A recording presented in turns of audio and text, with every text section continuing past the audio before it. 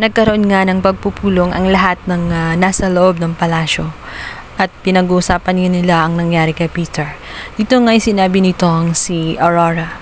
Natandaan nila ang mga nangyayari kay Peter. Sa oras na magnakaw sila ay mabilis ang karma kasi bilis ito ng isang kamay ng magnanakaw. Kung kaya't huwag nilang tatangkain na kumuha ng anumang bagay na hindi nila pag-aari sa loob ng palasyo dahil kamatayan ang nag-aantay sa kanila.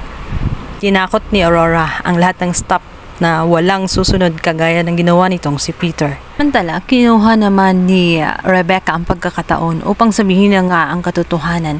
Ngayong lantad na rin na impostor lang itong si Peter at isa ring kagaya ng iba na naghahangad lang ng pera.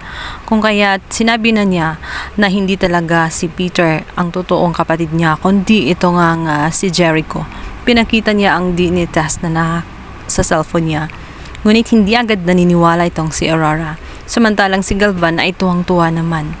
Galit si Aurora at sinabi na kaya siya naiisahan sapagkat ang bilis niyang maniwala. Hindi na muna siya nag-imbestiga kung totoo ba. Kaya naman si Peter ay nagawang magnakaw at naisahan nga itong si Galvan. Batid ng lahat na nangungulila nga itong si Galvan at uhaw na uhaw siya na mapalitan agad ang kanyang anak. Kung kaya hindi na siya nag-imbestiga at mali niya na naniwala siya kaagad dito kay Peter. Samantala, mapuputol naman ang kanilang pag-uusap. Bigla kasing sisingit itong si bida-bida na si Vivian at sasabihin niya na nantitiyak niya na kagaya din itong si Jericho kina Peter at sa iba pang dating namatay na ang hangad lang ang pera.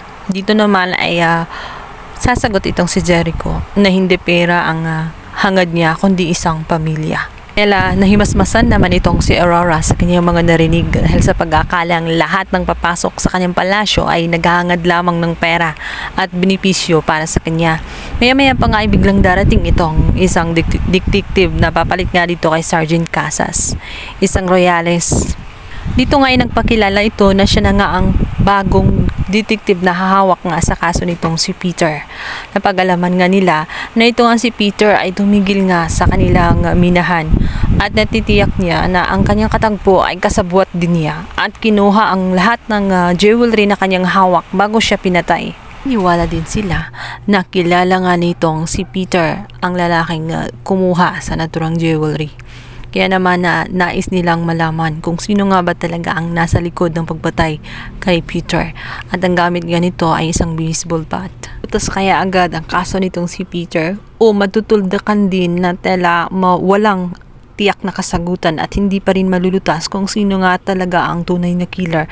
Samantalang makikita naman natin itong si Aurora sa ilalim ng kanyang basement kung saan hawak-hawak nga niya ang paboritong camera nitong si Paco na pilit ngang kinukuhanan ang larawan ng isang hindi nakikitang tao. Napakamalaking tanong ngayon kung sino nga ba ito dahil tanging nakikita lang ay mga kamay habang ito'y nakaharap kay Aurora.